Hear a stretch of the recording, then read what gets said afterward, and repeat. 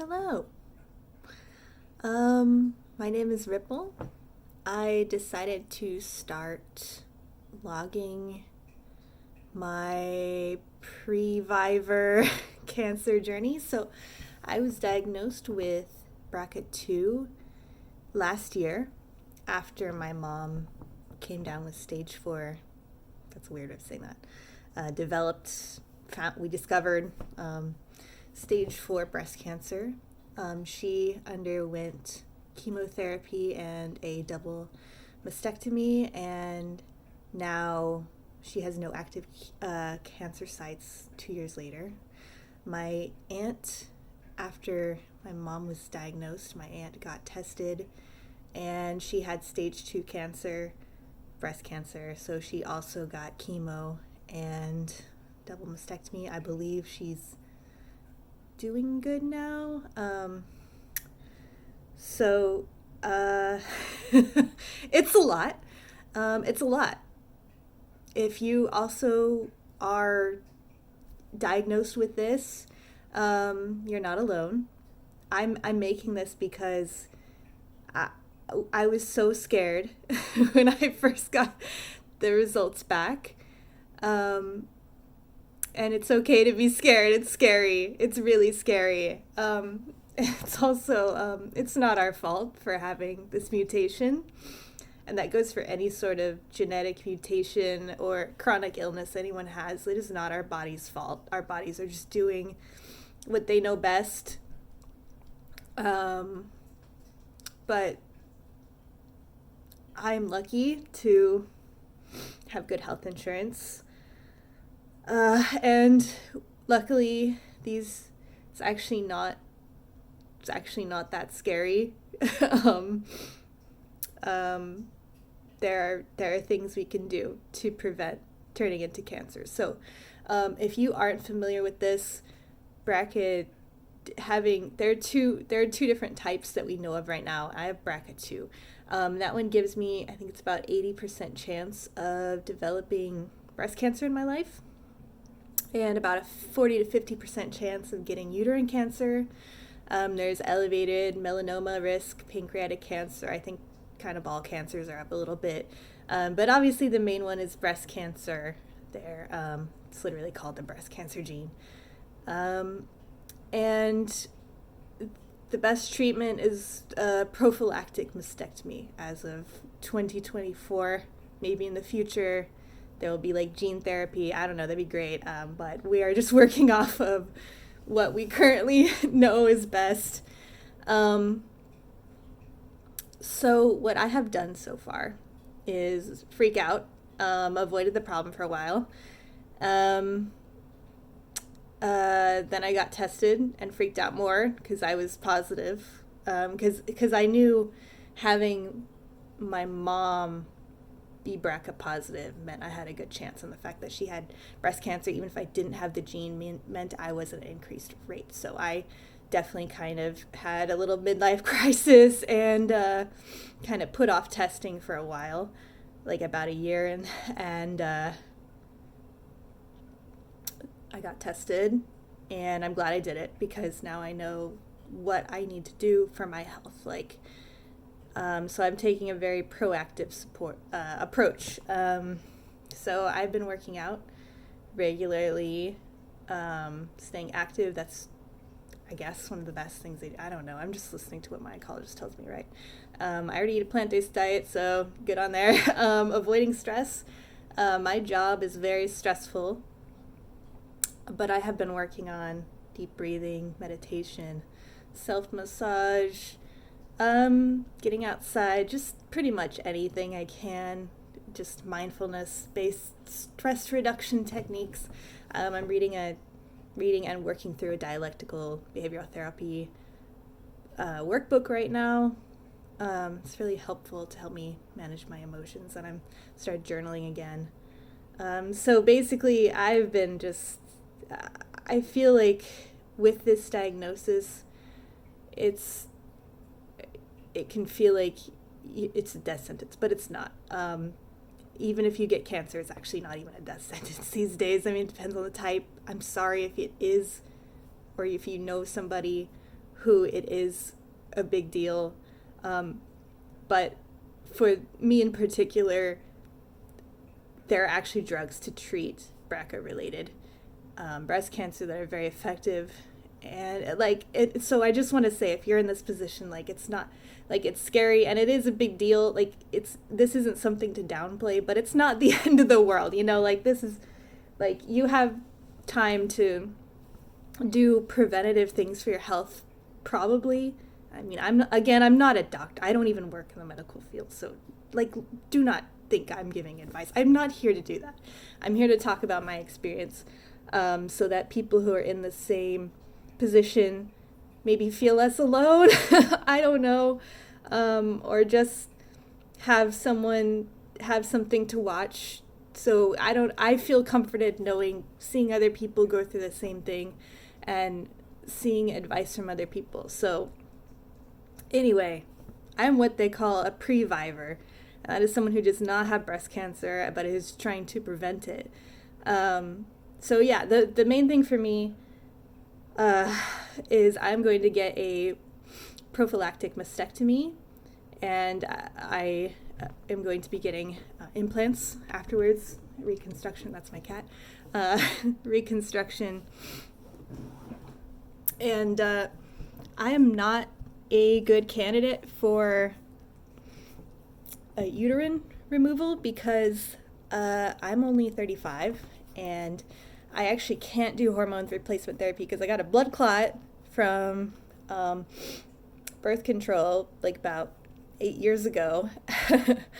That was caused by hormones. So my body, they do not want to put me on hormones again.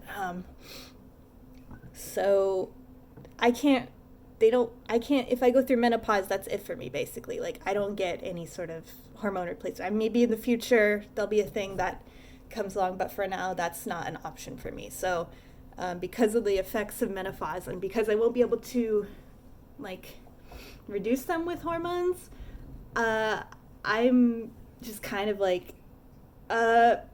guess I'll just see what happens. I've heard there's a study going on to see if uterine cancer starts in the fallopian tubes. If that's true, then I can get my fallopian tubes removed and keep my ovaries intact, so I can still get wait until I go through natural menopause in 20 years or whatever. So because of that, it's pretty scary. I feel like I'm kind of doing everything I can to just reduce my risk a little bit. My cat's very helpful right now. This is Mosa, by the way.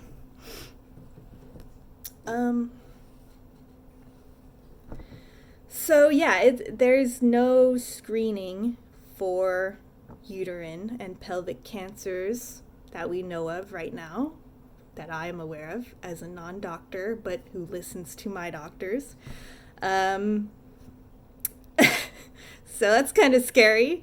I'll just say I am non-binary, but I feel like I still receive medical sexism, and I'm still obviously a victim of how the medical field does not care about women's health issues, does not care about reproductive health for people with uteruses, and I feel like that's definitely true. The fact that there's somehow no screening for this, and I mean, my doctors do things, right? They give me exams, and they tested my blood to make sure my cancer markers were normal or whatever, but there's no scientific evidence that actually is a screening procedure. It's just they just want to do something, and it's literally not my doctor's fault. It's just the whole medical field in general. This is just an effect of medical sexism going on through centuries, is that women's or uterine reproductive health is so far behind other forms of medicine. So I think that's a problem. Obviously, medical racism makes it all worse.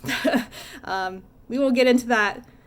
I just want to say it exists. Obviously, I'm a white person. I'm not suffering from that. But whenever I bring up problems in the medical field, I feel compelled to bring that up, especially for reproductive health, because if you've looked at the maternity rate for Black women, it is astonishingly, horrifyingly bad. So anyway, medical sexism, racism are real. And so yeah, I can't do anything about the uterine cancer thing. That's just basically, I either take my doctors think it's best if I wait and see how the study goes. I guess we'll see what happens with that. It should be in a few years. I don't know. But for my breasts, I can actually do something. So I got it was in November, I believe. It is February now. So in November, I got ultrasound. Not ultrasound. Sorry. What is it called? The breast squisher. Yes, the mammogram. Well, they gave me an ultrasound too, but that, obviously wasn't like really painful. So I got the mammogram, got a 3D one. It was pretty easy. They found something. I came in for another one. That's when they wanted to, they did an ultrasound and biopsied it and put a little clip in there just in case it was cancer. It was not cancer. So that was good. It was good news. It was just, I don't even have unusual duct cells, I guess. It was just normal swelling from, my period. That's something that happens too. I think that's just normal hormonal things, so that's normal, I guess. But yeah, so I was still good. But when I went in to go see my oncologist again, because I have like appointments with them every 6 months,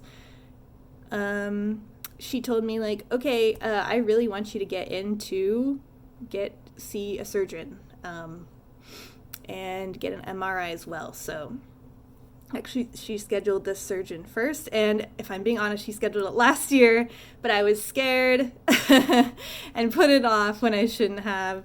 So don't do that if you're me, or do that if you have the time. Just allow yourself time to process feelings, because I'm not an urgent case because I don't have cancer.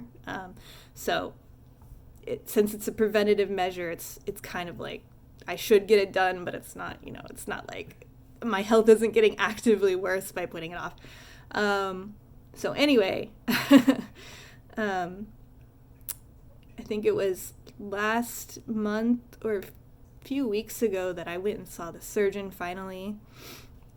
And he was really good at helping me understand what my options were.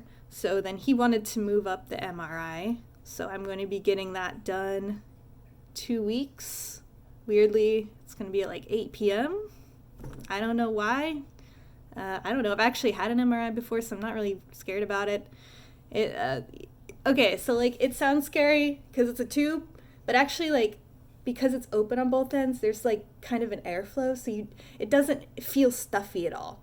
So if you're scared about that, like it's not going to feel stuffy. If it is tight, but like the room is gigantic and they will pull you out for sure if you get like scared. Just don't worry about it though. Like honestly, I just fell asleep last time, and I'll probably just fall asleep this time too.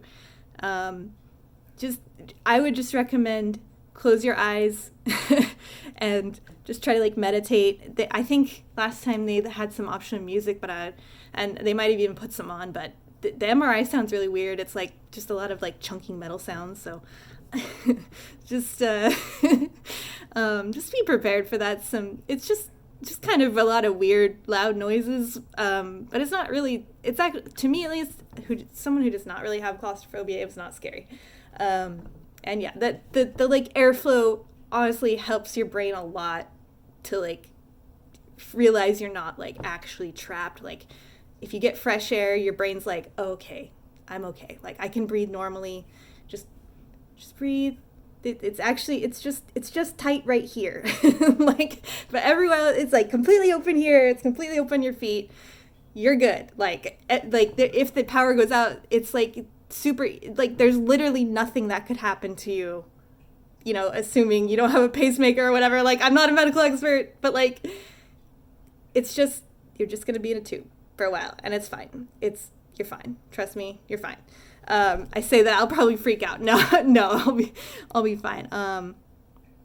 So that's where I'm at. I do have to go into the piercing studio and get my piercings replaced with glass plugs, probably, because I'll need those for surgery as well. That's going to be interesting. So I have this piercing, I have these, and I actually have a belly button piercing. I don't know.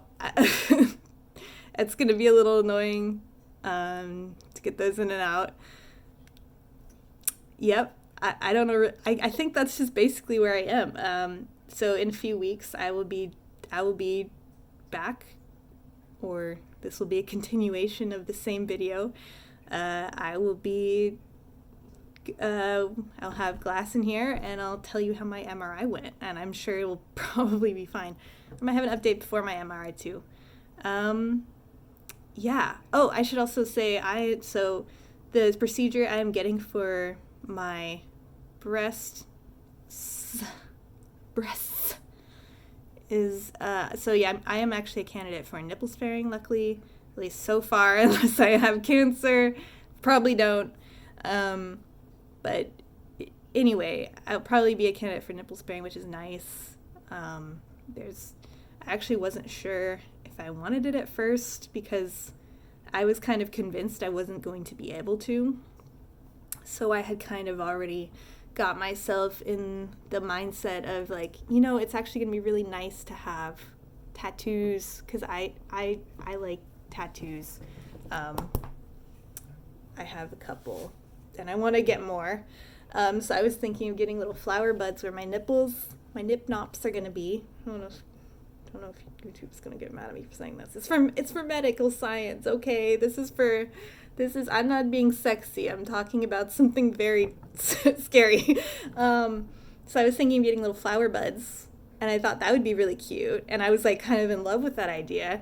And when he told me I could actually keep my nipples, I was like, well, I kind of want the tattoos more, but of course I could just get tattoos anywhere on my body. So all the studies I've read show there's a little bit better positive effects, like for your brain to see your own nipples after you get implants and stuff like that. So anyway, yes, I'll be getting expanders, and then I will have a reconstruction after. And I also have to meet with the reconstruction surgeon. I've heard there's like some surgery you can get in some places where they can like try nerve reconstruction, but that's not available in my state. And honestly, I don't want to go to another state to do this. To some people that might be a big priority, but I'm like, I honestly don't feel a lot in my breasts. I mean, I feel my nipples, but I don't know. I feel like it's an extra step that I just can't like emotionally and like mentally deal with figuring out. If there was someone who was like doing it for me. Also, I just don't have the money to fly anywhere. Like, I'm taking the bus to the doctor, y'all. I'm not rich. Like, I'm not, like, I had to ask the hospital for, like, I had to beg them for financial aid, and like, I got 6 months of like 100% covered from them. So I'm trying to pack everything I can in that 6 months. I don't know if I'm going to be able to get it all, but I'm just kind of like accepting, like, I'm going to have like a no interest loan for probably the rest of my life, maybe, to pay for this. And I have good insurance, so I don't know if free healthcare for all. That's all I've got to say. I've always been a socialist, but yeah, free healthcare for all, free Palestine, and good luck to everyone who's also going through this. We're gonna get through it together, okay? Yeah, we'll be okay. Just it's scary. You're not alone. We're gonna be okay. Just give yourself a little hug. We're gonna be okay. We're gonna be okay. It's gonna be okay. We're gonna get through this. Okay? It's scary, but we're gonna get through this. Okay. Alright. They're just all gonna be like this. I'm not gonna apologize for crying. This is a scary thing. Nobody should apologize for having emotions. It's scary. It's a lot. And just lots of love to everyone. going through this. And yeah. Okay, I'll see you in the next update.